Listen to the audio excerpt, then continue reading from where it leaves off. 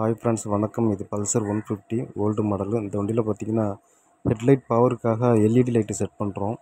ஒரிஜினலாக பார்த்தீங்கன்னா இந்த ஹாலோஜன் லாம்ப் வரும். ஹாலோஜன் லாம்ப் வந்து இது வந்து ஏசி பவரில் எரியும்.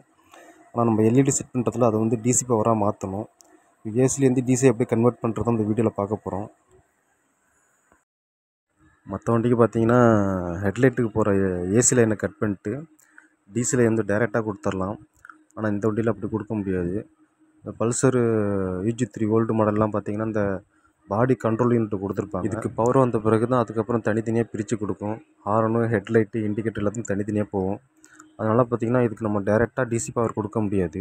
கண்ட்ரோல் யூனிட்டில் பார்த்திங்கன்னா ஏசி பவர் வரும், டிசி பவரும் வரும். நம்ம ஃபுல்லாக டிசி பவர் மட்டும் கட் பண்ணிட்டு கொடுத்தோம்னா ஏதாவது ஷார்ட் ஆகும். அதனால் இப்போ என்ன செய்ய போகிறோம்னு வச்சிங்கன்னா, இந்த ஹெட்லைட்டுக்கு வர லைன் இது தான். இது வந்து ஏசி பவரில் வரும். இந்த லைனை வந்து நம்ம வந்து ஏசி பவரில் வர்றது டிசியாக மாற்றுறோம். இதை பாருங்கள், இந்த கண்டென்சரும் டயோடும் வச்சு தான் நம்ம வந்து டிசி பவரை மாற்ற போகிறோம்.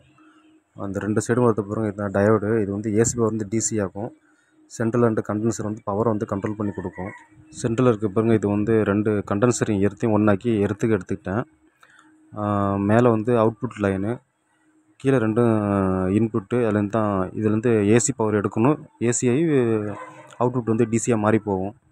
இது வந்து லைட்டுக்கு மட்டும் இல்லை, நம்ம பேட்டரிக்கு சரியாக சார்ஜ் ஏறலைன்னா அந்த கண்டென்சர் இல்லாமல் டயோடை மட்டும் வச்சு செட் பண்ணி பேட்டரிக்கு சார்ஜ் ஏறுற மாதிரி செட் பண்ணிக்கலாம்.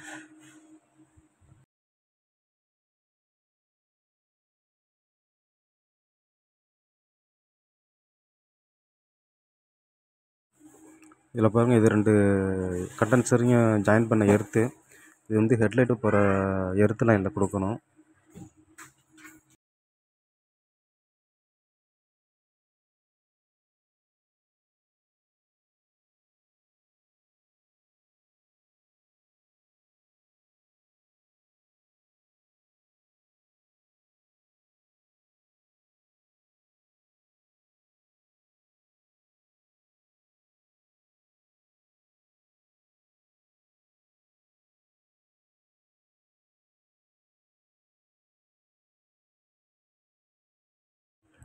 இந்த எர்த்தை பார்த்திங்கன்னா ஹெட்லைட் போகிற லைனில் எர்த்து ஒயரில் கனெக்ட் பண்ணியாச்சு. இதில் பார்த்திங்கன்னா இது மேலே போகிறது வந்து ஏசி பவரில் கொடுக்கணும், கீழே வந்து டிசி ஹெட்லைட்டில் கொடுக்கணும்.